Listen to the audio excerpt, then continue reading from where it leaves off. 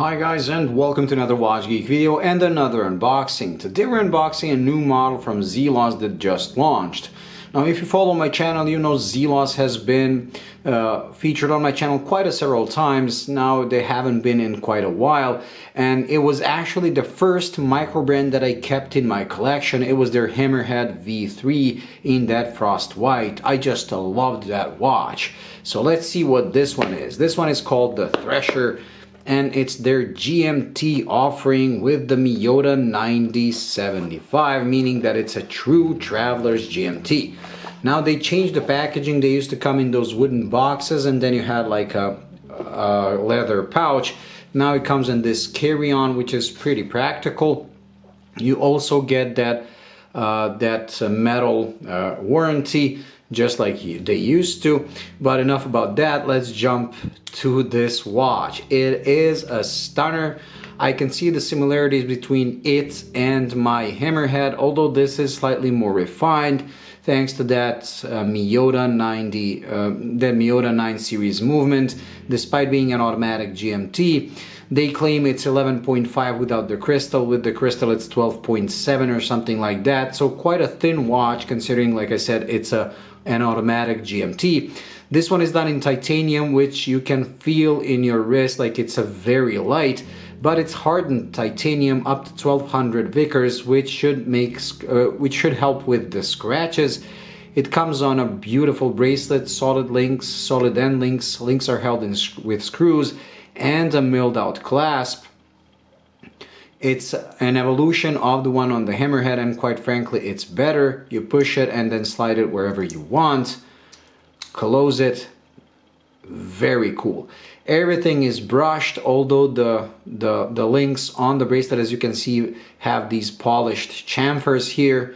The case is completely brushed. You still get the chunky bezel, and the bezel is bi-directional with 48 clicks, so covering all the time zones, which is pretty cool. So they didn't just slap in a unidirectional 60 or 120 click diver bezel. They made a proprietary bezel for the GMT, and instead of the usual 24-hour scale and those bicolor schemes where you get half on one side, half on the other, they went with city codes. So this one is actually called the World Timer, and I like that you still get the bicolor scheme, but here you have the gray as the inner ring and black as the outer ring, which goes really well with the dial, because the dial is actually, as you can see, has a gradient finish going from black to light gray.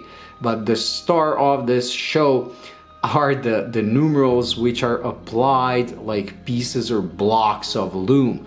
Now I will be doing a full review with macro shots, and then we're gonna see them in all their glory.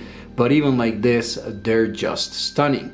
Another cool thing is that the sapphire crystal and the sapphire insert for the bezel, as you can see, are quite shiny, but the dial matches that as well. Despite this gradient finish, there is a lacquered layer on top, giving like an all shiny look to the watch, which contrasts beautifully with these matte blocks of Lume for the numerals. And another thing I like, which is a theme on this watch, is that everything is smaller than what we're used to on Zelos. Zelos are always very loud. They have like oversized markers, oversized hands. I like that, but sometimes it can go overboard. Sometimes you want something toned down, and this is it. First, the case. It's 41 millimeters by, I believe, 47, and like I said, 12 point something thick, so it should wear on my wrist pretty much perfect. The numerals could have been bigger, but they decided to go with smaller ones. The hands are like a classical size. They're not oversized, so it's not as much in your face as we're used to from Zelos, making this kind of more like a serious watch, like from some established brand instead of a micro brand.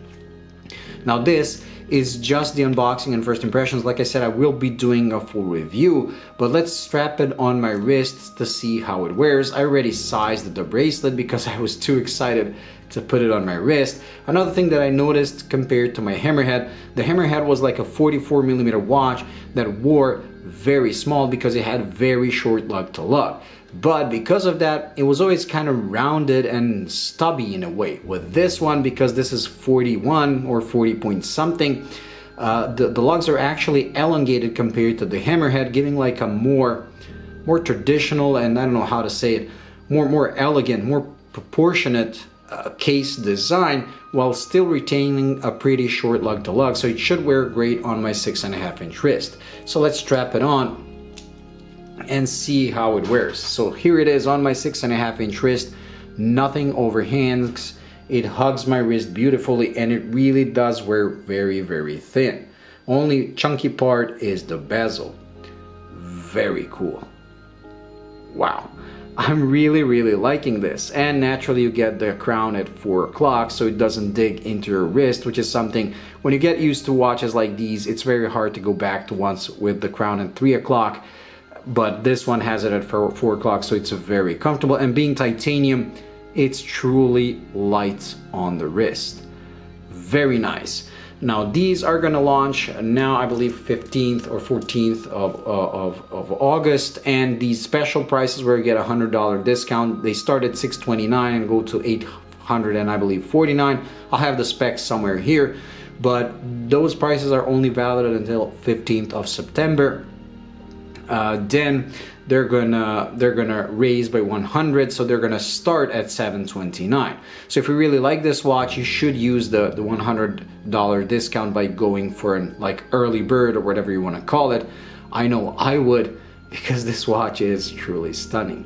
Very cool. So like I said, this is a Miyota, meaning a traveler's GMT, a true GMT, because the Seiko NH34, which is also a GMT movement, allows you to set the GMT hand independently, making it a collar GMT. So when you travel to a different time zone, you have to actually stop the movement and move all the hands to get to your local time.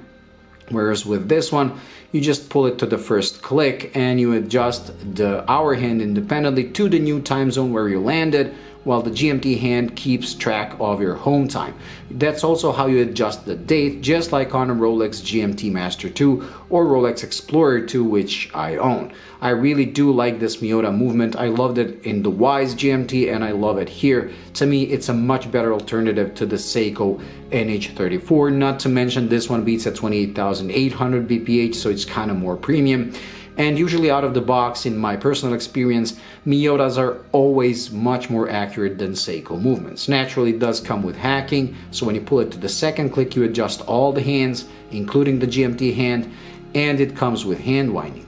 This also comes with 200 meters of water resistance, and that's pretty much it. Now, I do wonder how this titanium is gonna hold up. I mean, being 1200 Vickers, it should keep up really good, because that Boltony I owned, true, it was a steel watch. I mean, I still own. It's a steel watch, but it only has like 800 Vickers, and after 6 months of wear, it doesn't have a single hairline scratch. Titanium is softer in by nature, so I don't know how it's gonna hold up. But I'm glad it's not regular titanium. It's hardened, because if you ever owned like those Seikos from the early 2000s that were just plain titanium, you know what I'm talking about. Those watches, after a couple of years of wear, look like they've been chewed up. So hopefully this will hold up better. I simply love the way this watch plays with the light. Now I'm starting to talk gibberish, so like I said, stay tuned for the full review. We're gonna do a Lume shot next, and that's gonna be it for this unboxing and first impressions. So let's charge the watch a bit. Let the camera focus and zoom in, and turn off the lights. And there we go. In true Zelos fashion, there is an ample amount of lume, and it's quite potent.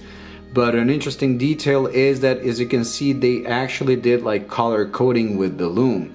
So the green lume is used for your home time and main time only, while everything and anything connected to the GMT function, including the city codes, the inner chapter ring, and the GMT hand, are done in blue. So really interesting. It makes reading the time very easy. So green is your home time, blue is your world time. Very cool. Let's turn on the light. So like I said, this is it when it comes to this unboxing and first impressions. If you enjoyed, please like and subscribe, and I'll see you in the next one. Bye.